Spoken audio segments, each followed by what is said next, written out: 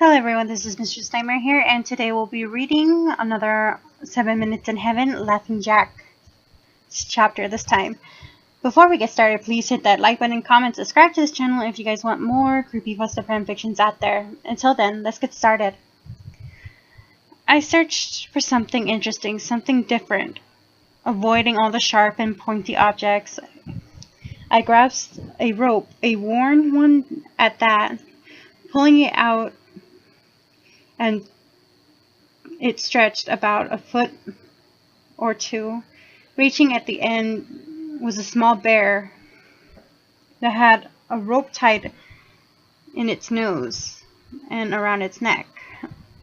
A rainbow-colored candy fell from its stomach.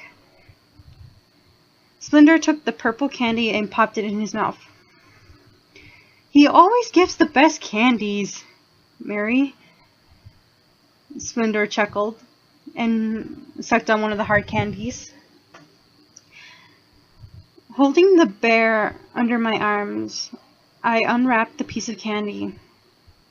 A shrill laugh came from behind me as I placed the candy in my mouth. I turned sharply, tense muscles. A lanky man stood with messy black hair, white and black fur on his shoulders, black and white striped sleeves that covered his arms, a pair of dark gray overalls and long striped socks. His skin was glossy plastic white, black lips, black rings around his eyes. He cocked his head to the side, his hair falling on his face. He chuckled as his eyes twitched. I nearly choked on the candy. It slid back, my automatically punching it in the back. He has a cone-like nose, made me stare awkwardly at him. In a puff of black smoke, he appeared next to me and snatching the bear from my grasp. He chuckled again as he ripped a candy out of the bear and shoved at least 10 pieces of candy into his mouth, spitting out the wrappers. They slowly floated down to the floor, covered with saliva.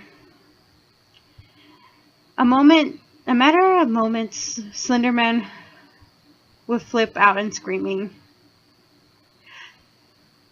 Slender gasped at his behavior and pushes me and him both in the closet. "Remember to share," Slender called out from the other side. He gave with a questioning crook of his head, a giant glint of mischief shining in his eyes, a piece of candy rolling in his tongue. Can you talk?" I glared at him, even though through the darkness.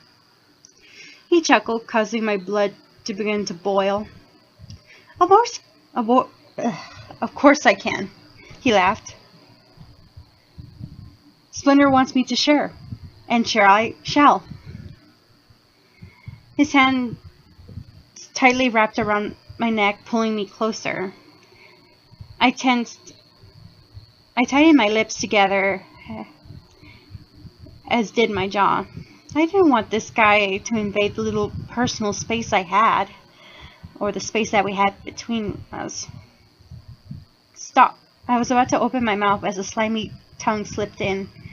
I wanted to bite down, only to bite on a hard candy. It was my favorite flavor, which freaked me out. He pinned me against the wall, thumbs pressing into my palms and my hands, his fingers curling and tightening, his long tongue and mouth tasting like pure sugar and candy. Legs buckling, I slumped against him, lost in the rainbow of flavors. "You want to see a magic trick?" His eyes twinkled as he let go of my hands. I tried to pull them back to my side, but they wouldn't budge. My hands were pinned as if they were nailed to the wall. I jolted forward, only to stop by some freak force. What the hell? I screamed, only to be silenced by candy being shoved into my mouth. I kicked my legs wildly, his hands slinking under my shirt, tickling the soft spot on my belly. I laughed, trying not to choke on the pieces of candy. He laughed with me. One thought entered my mind. This guy gets off laughter? I had a major "oh what the hell" moment. His fingers traced down on my stomach. Squeezing my lips shut, I suppressed the laughter. When people tickled me, I got out of control very fast. Your laugh sounds so cute. Come on, let me hear it, he chuckled. His eyes in the darkness were boring into me. Pulling my legs to block my tickler zone, the candies in my mouth threatened to slip back into my throat. So you want to play hardball, huh? He let out an insane laughter. Someone on the other side of the room yelled, "Tease her." I tried to glare through the door to kill whoever said that. Two hands pinched my sides as I muffled my laughter reburst in a small space. I coughed and swallowed the melted candy. My throat ached and burned. The burning pain in my legs forced them to back down. He lifted my shirt, rolling it up past my breast as a pair of lips pressed against my stomach. He blew delicately in the middle of my stomach. The tingling feeling of laughter pushed or pulled through me. My shrill laughter made him smile. The tingling of being tickled spread down to my nether region. My arms were pulled against the force at the bounce against me of the wall. Every laughter and giggle, I grew wetter. My lungs ached. I cramped in the middle. I groaned in pain, becoming too great to continue laughing. Taking in a deep breath, I calmed my shaking body. Laughing Jack stood there, eye level, with a dear, toothy smile on his face. "What a pretty laugh," he whispered, poking my stomach a few times. Each time my abdomen would convulse painfully. My face was red from breathing hard and lower. "Mary, Jack, time's up. Don't want you to make her laugh herself to death."